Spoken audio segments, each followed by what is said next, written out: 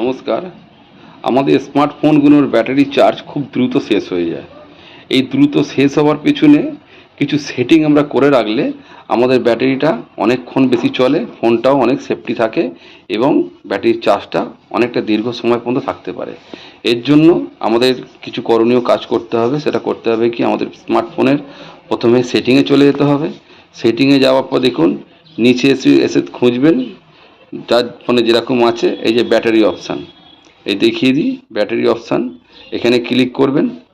Battery option click করার পর এখানে নিচে একটু চলে আসবেন, এই যে মোড সেটিং দেখিয়ে দিই, মোড সেটিং অপশানটা টাচ করবেন।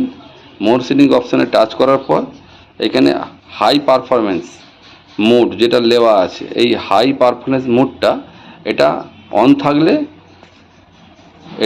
থাকলে এটাকে আপনার অন থাকলে অফ করে দেবেন। তাহলে আপনার হাই পারফরমেন্স যে ব্যাপারগুলো থাকে, ফোনের যে ফিচার্সগুলো বা লেভেলগুলো খুব হাই দিয়ে ব্যাটারি প্রসেস করে, সেটা লো থাকবে এবং আপনার ব্যাটারি চার্জ অনেক দ্রুত, অনেক টাইম এই জিনিসগুলো ব্যবহার করলে অনেকটা সেফ থাকবেন।